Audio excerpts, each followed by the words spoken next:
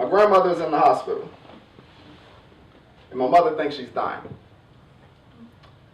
My mother's a nurse, and she has been for about 20 years, so if anyone knows, she does. So I call my grandfather, you know, just to see how he's doing, see how he's dealing with it. And he gives me the same unemotional response and runaround, and then rushes me off the phone before I actually get to ask any real important questions. So before we get off the phone, I say, hey, I love you, Granddad. And his reply, verbatim, thank you. Right? Thank you. As I'm hearing the words from me made him cringe. Like that awkward moment when that person that you thought you were just having a fling with says it to you. We've all been there. Oh my God, I think I love you. And you're like, oh my God, thank you. But the words replayed in my head, and I began to wonder if I've ever heard my grandfather say that he loves me. And I actually start to wonder if I've ever heard him say if he loved anyone.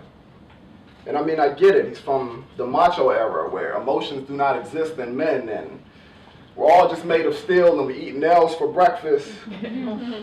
But even still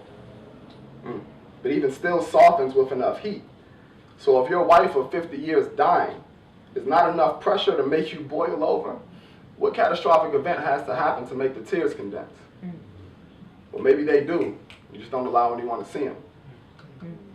Why as men do we run from feelings? Oh, that's right, because feelings make you soft.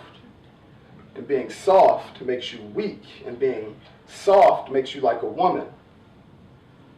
So if soft, weak, and woman are all synonyms in a man's mind, how can he possibly think or treat a woman? Yeah. Carrying this bravado of Americanized maleness is starting to get old and probably cause a few personality disorders, but it's okay and it's cool because Mother Nature knows how to self-correct. You see, for every father that's sitting around telling their son not to have feelings and not to show emotion and not to cry, there are 5 Drakes in the making.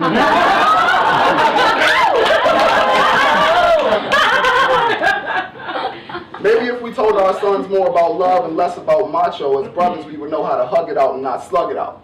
We would know how to talk about instead of shoot it out.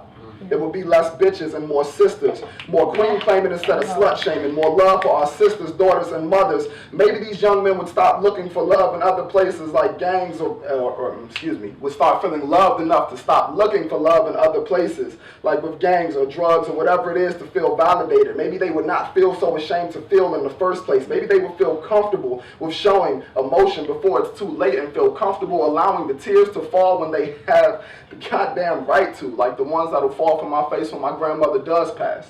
And maybe I'm wrong, but just in case I'm right, next time I talk to my grandfather, whether or not my grandmother has passed, I'll say, I love you, Granddad. And maybe he'll reply, I love you too.